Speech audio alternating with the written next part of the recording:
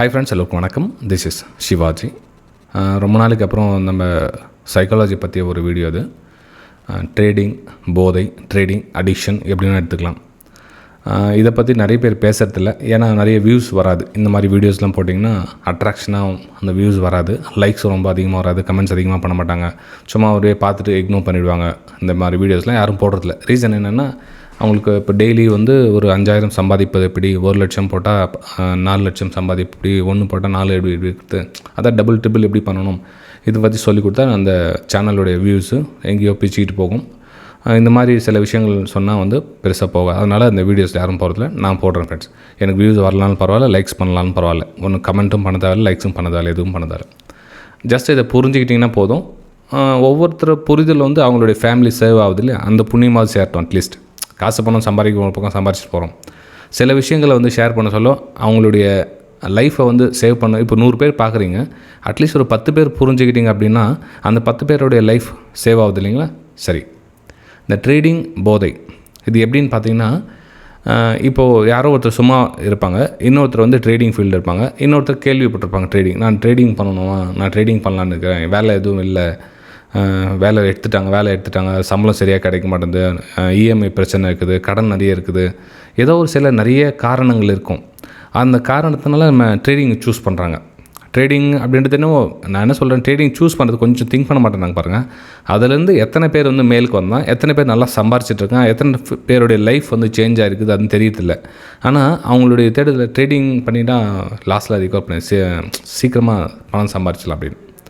ஆனால் இந்த ட்ரேடிங்கில் யாருடைய பணம் யாருக்கு போகுது, எதுக்காக ஒருத்தருக்கு பணம் உங்களுக்கு மார்க்கெட் கொடுக்குது, மார்க்கெட்லேருந்து எப்படி சம்பாதிக்கிறாங்க, என்ன சம்பாதிக்கிறாங்க, அந்த விளக்கம் தெரியறதுக்கு முன்னாடியே எல்லோரும் பணத்தை போட்டுறாங்க மார்க்கெட்டில். இப்போது என்கிட்ட வந்து பணம் இல்லைப்பா, ஒரு 50,000 தான் இருக்குது, இந்த 50,000 வச்சு நான் டெய்லி ஒரு 2,000 3,000 சம்பாரிச்சிக்கலான்னு இருக்கிறேன் அப்படின்னு. ஃப்ரெண்ட்ஸ், இது வந்து நார்மல் மனுஷனுடைய சராசரி ஆசை. இதில் ஒன்றும் பெரிய ஆசைலாம் ஒன்றும் கிடையாது. 50,000 போட்டு 2,000 சம்பாதிக்கிறதுக்கு எனக்கு ஸ்டாக் மார்க்கெட் தான் வரணும்னு அவசியமே கிடையாது. ஏன் ரோட்டில் தள்ளு வண்டி போட்டு டிஃபன் கடை ஒன்று வச்சா டெய்லி ஈஸியாக 1000 2,000 சம்பாரிச்சிடலாம். ஆனால் அவங்களுக்கு என்ன அப்படின்னா, உட்காந்துட்டே சம்பாதிக்கிறாங்க, கம்ப்யூட்டர் முன்னாடி உட்காந்து சம்பாதிக்கலாம், பட்டன் தட்டினா காசு வந்துடுது, ஒரு சொகுசாக இருக்கும், உட்காந்துருக்காங்க, ஏசி போட்டாக்க உள்ள எங்கேயும் வெளியே போக முடியல, ஒர்க் ஃப்ரம் ஹோம், ரொம்ப டென்ஷன் இல்லை, அந்த மாதிரிலாம் நினச்சிட்டு என்ன பண்ணுறாங்க, இது கொஞ்சம் ஈஸியாக இருக்குது அப்படின்னு நினச்சிக்கிறாங்க. ஆனால் இதுக்குள்ளே வந்து பார்த்தா தான் இதனுடைய உண்மையான நிலவரம் என்ன அப்படின்றது தான் தெரியுது. ஆனால் அது உள்ளே வந்து அந்த உண்மையான நிலவரம் தெரிஞ்சுக்கிறதுக்குள்ளவே அவங்க அந்த போதைக்குள்ளே மாட்டிக்கிறாங்க. அது ஏதாவது எப்படின்னா, இந்த இன்ட்ரேடே ட்ரேடிங், தின வர்த்தகம், அதில் ஈடுபட சொல்ல தான் வந்து அவங்களுடைய இந்த போதைக்கு அடிக்ஷன் ஆகுறாங்க. அதாவது ஒரு செயலை வந்து நீங்கள் 2 மாதம் தொடர்ந்து பண்ணிட்டீங்கன்னு வச்சுங்களேன், அது லாபமோ நஷ்டமோ அது வேறு கதை. அந்த 2 மாதம் அந்த தொடர்ந்து ஒரு செயல் பண்ணிட்டீங்கன்னா, அந்த 2 மாதம் கழித்து அடுத்தடுத்த நாட்கள் வருது இல்லையா, அது வந்து உங்களை அறியாமல் உங்களை ட்ரேடிங் பண்ண வச்சுட்டே இருக்கும். உங்கள்கிட்ட இருக்கிற 50,000 வந்து காலி ஆகிடுச்சு, உங்கள்கிட்ட இருக்கிற 50,000 போயிடுச்சு. அதனால் ஒரு குருட்டு தைரியம் என்ன அப்படின்னா, இந்த 50,000 தொலைச்சிட்டோம், அட்லீஸ்ட் இந்த 50,000 ரிகவர் ஆகிட்டாக்கா இதுக்கு ஒரு மார்க்கெட்டுக்கு ஒரு தலையை சுற்றி போட்டு தலையை சுற்றிட்டு வந்துடலாம், வேணாம் தேவையில்லை, அந்த சவகாசமே வேணாம், ஆனால் எனக்கு அந்த 50,000 கிடச்சா போதும், நான் சாமி எனக்கு நிறைய பிரச்சனை இருக்கிற மீண்டு வந்துட்டால் போதும் அப்படின்ற ஒரு எண்ணத்தில் வந்து திரும்ப முயற்சி பண்ணுறாங்க. ஒரு 10,000 கடன் வாங்கிட்டு வராங்க, அங்கேருந்து கடன் வாங்கிட்டு இங்கேருந்து கடன் வாங்கி 50,000 எடுக்கிறதுக்காக. ஆனால் மார்க்கெட் அப்படின்றது முதல்ல வாய்க்குள்ளே போயிட்டு ரிட்டர்ன் வராத கதை தான். போன லாஸ் திரும்ப வராது ஃப்ரெண்ட்ஸ், கொஞ்சம் புரிஞ்சுங்க. நீங்கள் என்னென்னா நெகட்டிவ் கமெண்ட் கூட பண்ணிங்க, தப்பில்லை. ஆனால் மார்க்கெட்டில் விட்ட லாஸை நீங்கள் எடுக்கணும் அப்படின்னா வேலைக்கு ஆகிறதில்ல.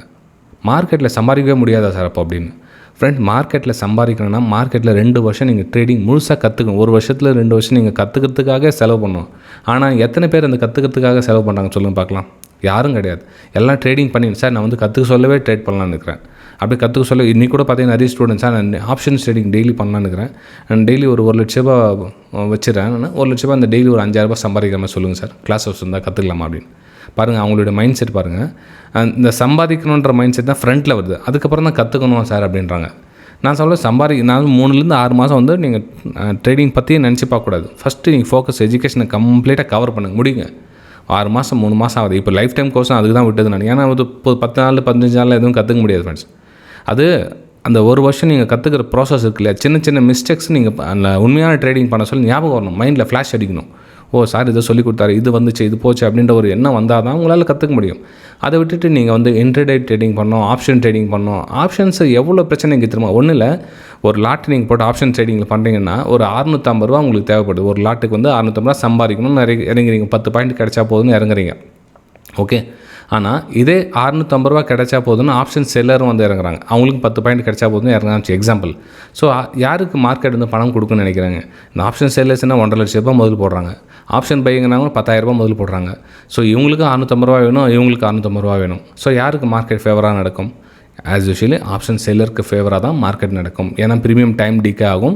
ஸோ அதனுடைய வேல்யூம் சேர்த்து அவங்களுக்கு அவங்க மார்க்கெட் ப்ராபபிலிட்டி அவங்களுக்கு இருக்கிறதுனால அவங்க ஈஸியாக பணம் சம்பாதிக்க முடியுது. ஆப்ஷன்ஸ் பை இருந்து பணம் சம்பாதிக்கிறது நிறைய சிக்கல்கள் இருக்குது. ஸோ அதனால தான் வந்து அந்த ப்ரைஸ் ஆக்ஷன்ற ஒரு விஷயத்தை அவங்களுக்கு புதுசாக வர ஸ்டூடெண்ட்க்கு சொல்லிக் கொடுக்குறது. ஓகே, ஸோ நீங்கள் ஒரு வேளை அந்த ஆப்ஷன்ஸ் ட்ரேடிங் போதையிலையோ அல்லது இன்ட்ரேடே ட்ரேடிங் போதையிலையோ இருந்துச்சுன்னா கொஞ்சம் கட் பண்ணிவிட்டு ஒரு 10 நாள், 1 மாதம், 2 மாதம் விட்டுடுங்க. கம்ப்ளீட்டாக ஸ்டாப் பண்ணிவிட்டு நீங்கள் காசு கொடுத்து கூட நீங்கள் கிளாஸஸ் அட்டன் பண்ணதால எங்கிட்ட நம்மளுடைய ஃப்ரீ எஜுகேஷன் குரூப்பு வீடியோ கொடுத்துருக்கோம் பாரு, லிங்க்கில் கொடுத்துருக்கோம் டிஸ்கிரிப்ஷனில், அதில் ஜாயின் பண்ணிக்கலாம். ப்ரைஸ் ஆக்ஷன் சிவாஜி அப்படின்னு. இல்லை நம்மளோட யூடியூப் சேனல்லே ஒரு 3 to 6 மாதம் பார்த்தீங்கன்னா தெரிஞ்சு அட்லீஸ்ட் 2 மாதம் நீங்கள் ஃபாலோ பண்ண 2 மாதம் கூட தேவை, 1 மாதம் நீங்கள் ஃபாலோ பண்ணிங்கன்னா கூட போதும். ஸோ இன்றைக்கி கூட மார்க்கெட்டோட வியூவர்ஸ் உங்களுக்கு அந்த ஃப்ரீ எஜுகேஷன் குரூப் ஷேர் பண்ணி பாருங்கள். எத்தனை பேர் பார்த்தீங்கன்னு தெரில. இப்போ மார்க்கெட் ஹவர்ஸில் மார்க்கெட்டுடைய ப்ரெடிக்ஷன் இப்போ நீங்களும் இந்த மாதிரி பண்ணுற அளவுக்கு கொஞ்சம் பொறுமையாக இருக்குன்னு சொல்ல வரேன். இப்போ மார்க்கெட் மூவ் ஆகிறதுக்கு முன்னாடி மார்க்கெட்டை இந்த இதில் வந்து கட் ஆகிறதுக்கு வாய்ப்புகள் இருக்குதா? ஏன் கட் ஆகணும்? எது கட் ஆகணும்? எவ்வளோ தூரம் போகும்? ஸோ இதெல்லாம் ப்ரெடிக்ஷன் பண்ணணும். எடுத்தோடனே அந்த இடத்துல பிரேக் டவுன் ஆகுது, நான் புட் ஆப்ஷன் எடுத்துறேன் அப்படின்னு எடுத்துட்டிங்கன்னா இந்த இடத்துல எவ்வளோ தூரம் நமக்கு எவ்வளோ பாயிண்ட் கிடச்சிது, 150 பாயிண்ட் எவ்வளோ பாயிண்ட் கிடச்சிது, நமக்கு எவ்வளோ ரிஸ்க் கிடச்சிது, 1:3 கிடச்சிதா, இதெல்லாம் கால்குலேஷன் பண்ணணும். எடுத்தோன்னே இங்கே ப்ராஃபிட் புக் பண்ணிக்கிறது, இங்கே ப்ராஃபிட் புக் பண்ணிக்கிறது, இங்கே கண்ட இடத்துல பண்ணிட்டீங்க அப்படின்னா அது ட்ரேடிங் கிடையாது, கேம்லிங் மாதிரி ஆகிடும். ஸோ திரும்ப அதுதான் போதை. இந்த போதையில் இதுவும் ஒரு ஃப்ரெண்ட்ஸ் கண்ட இடத்துல ப்ராஃபிட் புக் பண்ணுறாங்களே அதுவும் கூட ஒரு போதை தான். கண்ட இடத்துல என்ட்ரி ஆகிறாங்க, கண்ட இடத்துல எக்ஸிட் ஆகிறாங்க. 10 பாயிண்ட் ப்ராஃபிட்டு, 20 பாயிண்ட் ரிஸ்க் எடுக்கிறாங்க. ஸோ பிரயோஜனம் என்ன? அது பேர் 10 பாயிண்ட் ப்ராஃபிட் புக் பண்ணிங்கன்னா 20 பாயிண்ட் லாஸ் ஆச்சு. அது என்ன கணக்கில் அதுவும்? இப்போ அது கேம்லிங் தான் இது. புரியுதுங்களா?